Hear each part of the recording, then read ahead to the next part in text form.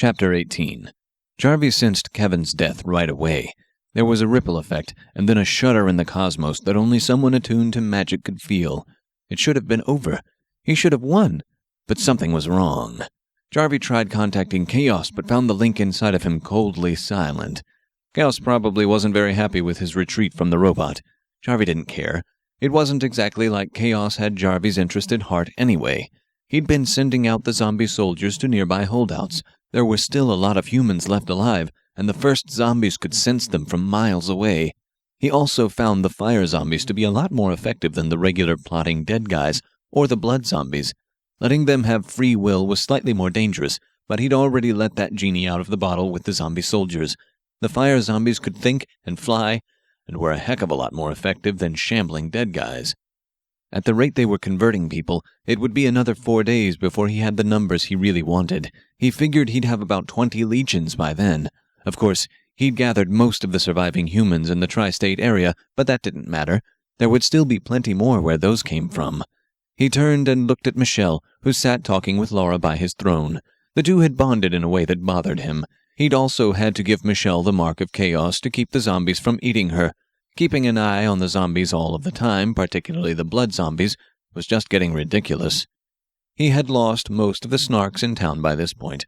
Farah, one of Michelle's old roommates, was still on the case. She called him by cell phone at least once an hour. "How are repairs to the town going?" Jarvie asked. "They're going pretty fast," Farah said. "They planned for making repairs on short notice. They figure they'll have most of the important stuff rebuilt in a day." She had a carefully pleasant sound to her voice. It had taken Jarvie more than 9 hours to carefully command her to say certain things in certain ways to seem more human. "What other surprises are they planning?" "I don't know." "What is Grenade Man up to?" Jarvie wanted to know this most of all. "I don't know. No one has seen him all day." "What, he just vanished? Where did he go?" A minor bit of panic hit him. "People say that he was looking for Kevin. That's the last time I heard of it. Wait, I remember that someone also said he was going to look for Michelle." A chill ran down Jarvie's spine. Grenade Man was coming here. He imagined somehow Grenade Man was involved with Kevin's death, since he was a moron. But Jarvie wasn't going to simply write him off anymore. He had to be dealt with. He had to be stopped. But Jarvie remembered Chaos's warning. There was an opposite piece on the board, and he had some kind of magic. Grenade Man might seem like a completely incompetent moron based on all of the accounts Jarvie had read, but that didn't mean he wasn't dangerous. Jarvie had to think of something new, something special. Laura sneered briefly at Michelle, but her voice was perfectly civil. "No, I am not Hitler's girlfriend. Haven't you ever heard of Goodwin's Law?" "Yeah, I've heard of it," Michelle said. "It was invented by some guy who said that any conversation on the internet would eventually involve calling people Nazis." Michelle picked at her slave collar. She didn't know where Jarvie had gotten it, but it smelled funny. Laura rolled her eyes. "As a conversation increases in length, the probability of making a comparison to Nazis or Hitler increases to 1. Jarvie is not Hitler." "You know, I wrote a paper about Goodwin's Law once." Michelle pulled harder on the collar. The leather was chafing at her skin. "Oh? Yeah, did you know that it was deliberately created to reduce inappropriate comparisons?" Michelle wondered if Laura kept most of her expression so short to avoid getting wrinkles when she was old. "So what?" "So sometimes, some things deserve to be compared to Nazism. By discouraging people from using the comparison of Nazis to the ultimate evil, you just blur the lines of what is good and evil." "That's stupid. The point of it was that the Nazis ran concentration camps and killed millions of Jews in a systematic fashion. Comparing anything to Nazis is just stupid. U.S. political parties haven't caused the death and suffering of millions of people." Laura crossed her arms. "Or George Lucas. Did you know, I saw an internet forum where someone compared George Lucas to a Nazi because he made the prequel movies to Star Wars. Isn't he Jewish or something?" "First, that's Spielberg, not Lucas." "I don't know what Lucas is. Maybe Jedi." Michelle began ticking the points off her fingers. "Hello, not American. How do I know minor details like that? We already get enough of your culture back home. Second, they've caused the death and suffering of millions of people by preventing reasonable cost health care." Michelle ticked off another finger. "That was an example. I'm sure the other party has done something equally horrible. Politics is just stupid anyway." Third, your boyfriend has actually systematically caused the death and suffering of millions of people. Michelle touched a third finger. Laura started to speak and then stopped. Right, well, you've got a point on that one. Grenade Man leapt over the fence and tossed down 2 sunlight grenades. The zombie soldiers guarding the perimeter instantly vaporized. He looked around for signs of living people. At first, he didn't notice anything, but then he heard the passionate screams for help. Zombies probably didn't do that. He bounded toward the camp and leapt over another fence. There, he saw several hundred people divided into dozens of open-sky cells with chain-link fences for walls. At first, it looked like the fire zombies had been interviewing the humans, since a lot of them had desks with large stacks of paper on them. They also had nice neat jars of pencils and pens, and little yellow memo pads. Grenade Man was disappointed that he was unable to lob explosive grenades into the middle of the human beings. He had a long-standing vendetta against office supplies. The asylum had felt it prudent to make him keeper of inventory. A philanthropic donation of improvised explosives had liberated them of that notion. Instead, Grenade Man drew his rapier and charged into the maze of cages. The cages were packed so closely together that the zombies might as well have been in cages like the humans. This would require some precision work. One by one he hit the zombies. As he did so, each one vanished in a flash of silver flame and a sulphurous cloud. Office supplies flew everywhere. Some of the fire zombies managed to shoot gouts of flame at him, but these bounced harmlessly off of his cape. Of course, this caused a lot of the office supplies nearby to catch fire, but the humans were doing a pretty good job of getting out of the cage maze. Ouch! Grenade Man had been successfully hit by a stapler that a zombie threw at him. For a brief moment, Grenade Man worried that he might have a secret weakness to office supplies, but recognized that, broadly speaking, office supplies were evil. Since he was good, he was therefore invulnerable to office supplies. The zombies had other ideas. Emboldened by success, more of the fire zombies threw staplers at Grenade Man. There was an art to this, because the staplers had a tendency to melt in their zombie hands rather quickly. However, if they did it right, they were able to have the metal mostly intact when they tossed it. Everywhere they went, boxes and stacks of paper burst into flame around them. For a moment, Grenade Man fell back in pain, trying to dodge the molten staplers. Eventually he picked up a plastic trash can lid and used that to shield himself. It seemed to work. The zombies howled with frustration. It wasn't fair. Grenade Man continued to skewer zombies while releasing humans from the cages. Most of the humans were scarred by burns they had received from the fire zombies who carried them here. Some also had obvious psychological scarring from the interviewing. However, none of them appeared to be snarks. After being hit in the forehead with a molten stapler, Grenade Man had an epiphany. Sunlight does not harm human beings. Well, except for an increased risk of skin cancer, but modern medicine was usually successful in treating melanoma, and anyway, these people were at a much greater risk from the zombies, so the trade-off seemed worth it. And so began a symphony of sunlight. Grenade Man quickly evaluated the situation. The entire compound processing the humans was roughly 50 yards square. It contained approximately 985 people in 455 smaller cells. For each human, there were 2 zombie soldiers and half of a fire zombie. These half-fire zombies actually consisted of a single fire zombie, for whom there were roughly half the amount of humans rounded up. This translated into exactly 473 fire zombies. Of this number, approximately 42 were skewered with Grenade Man's rapier. That left 431 desks, each of whom had a molten stapler to throw at Grenade Man's head. When one compensated for the small decrease in temperature due to the ashen cloud that covered the earth, that still left enough heat to cause a lot of damage if they were successfully melting staplers. Reflexium, the material of Grenade Man's cape, could diffuse thermal energy at an astonishing rate. However, it could not do this with kinetic energy. As such, the fire blasts weren't going to do him any harm. He was able to dodge approximately 2/3 of the molten staplers thrown at his head, but the other third slowly whittled away his plastic trash can lid to little more than a handle. It is indeed fortunate that Grenade Man thought of his sunlight grenade-throwing strategy, because grasping and hurling of semi-molten staplers is an acquired skill. In essence, the damage from a single stapler might inflict a certain amount of damage to him through his helmet, but the more time that went on, the more they would be able to match the ideal time between transferring heat to the molten pile of goo in their hands and tossing it before it left their fingers. When they tossed it initially, it was essentially a warm stapler. However, as time passed, it would have been a red-hot blob of softened metal that had not melted sufficiently to ooze through their fingers.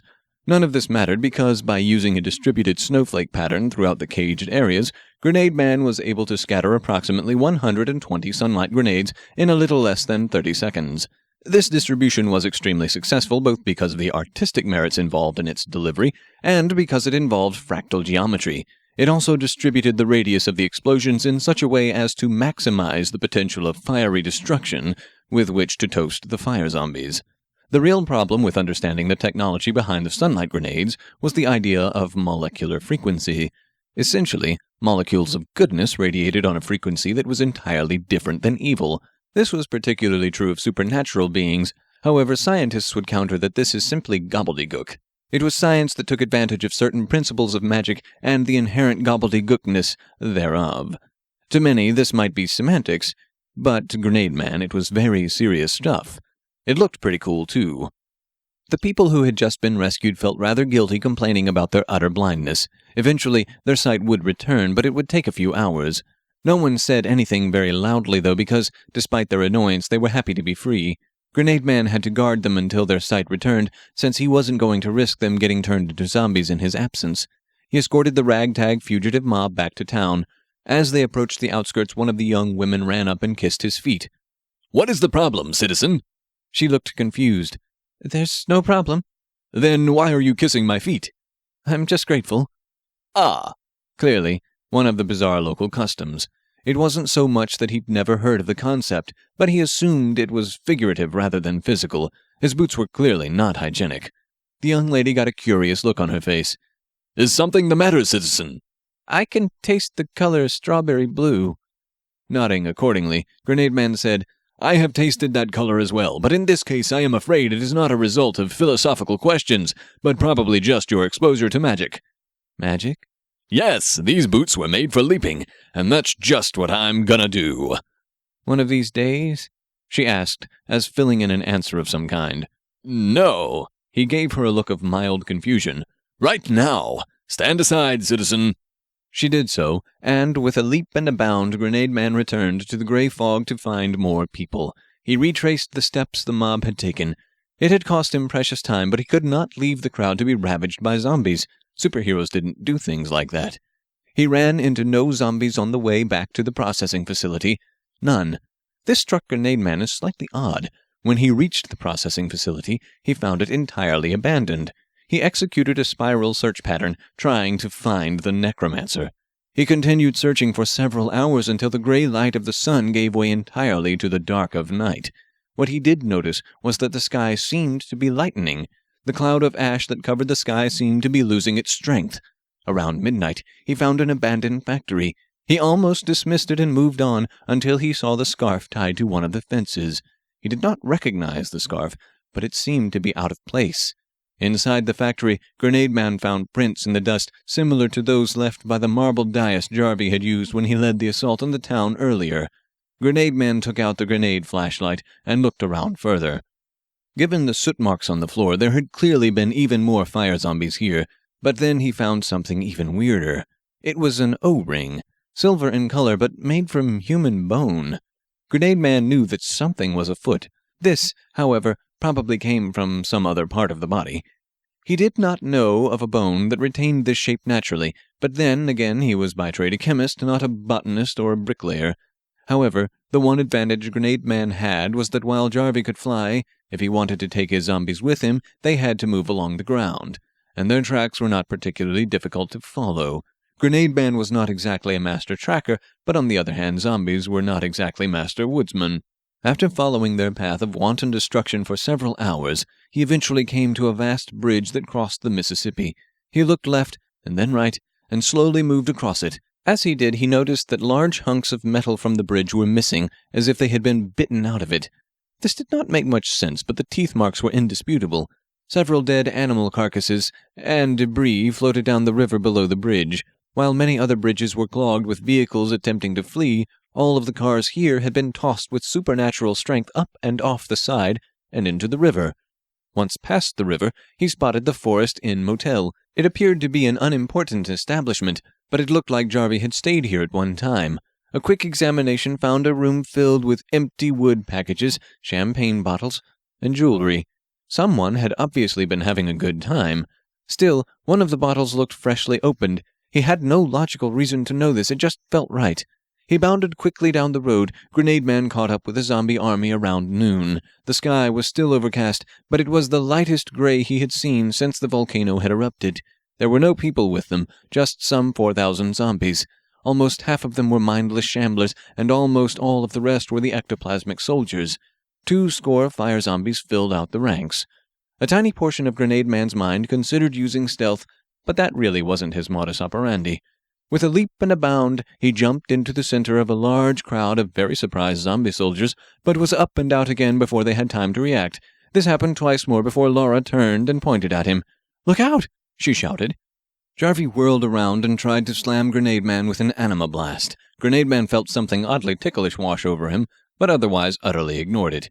He tossed down a sunlight grenade and grabbed Michelle by the hand, spiraling up and into the air. She gave a surprised shout as her shoulder dislocated, but did not let go. She held on with both hands and blinked rapidly from the surprise of the flash. Grenade Man caught her in both arms and then bounded off to the side. He could see another group of zombies further down the road. They glinted metallically and were clearly related in some way to the silvery ring he had found earlier. There was no time to be concerned about that now, though. He had to return Citizen Michelle to her people. Jarvie howled with rage. He yelled to the fire zombies to follow him. He flew up into the air, following after Grenade Man and Michelle with incredible speed. Jarvie sent several anima blasts at Grenade Man, but they washed off of him like water.